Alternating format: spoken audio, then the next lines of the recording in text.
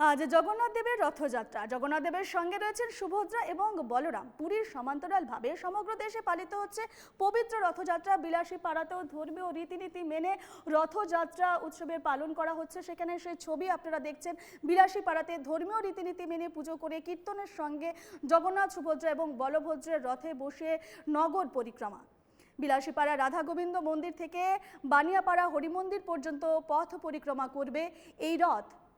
আমরা সরাসরি চলে যাব বিলাসীপাড়া, যেখানে রয়েছেন আমাদের প্রতিনিধি অবিনাশ শীল। অবিনাশ, বিভিন্ন দেশের বিভিন্ন প্রান্তের সঙ্গে বিলাসীপাড়াতেও রথযাত্রা পালন করা হচ্ছে, এখন সেখানের কি পরিবেশ?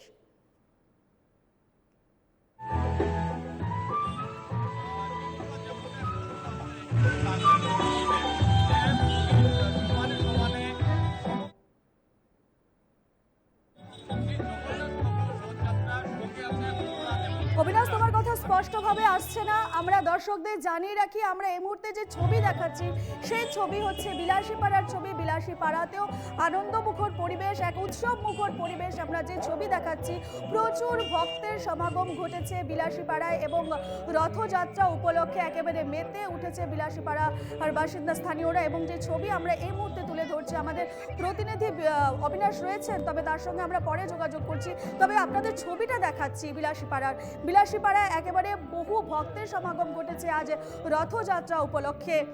বিলাসীপাড়াতে ধর্মীয় রীতিনীতি মেনে পুজো করে কীর্তনের সঙ্গে জগন্নাথ, সুভদ্রা এবং বলরামকে রথে বসিয়ে নগর পরিক্রমা বেরোবে। আর কিছুক্ষণের পর সেই ছবি আপনাদের দেখাচ্ছি। বিলাসীপাড়া রাধা গোবিন্দ মন্দির থেকে বানিয়াপাড়া হরি মন্দির পর্যন্ত পথ পরিক্রমা করবে এই রথ।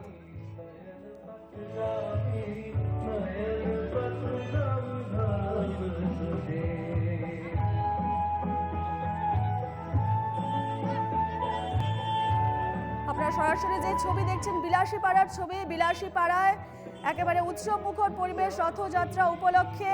বিলাসীপাড়া রাধা গোবিন্দ মন্দির থেকে বানিয়াপাড়া হরি মন্দির পর্যন্ত পথ পরিক্রমা করবে এই রথ।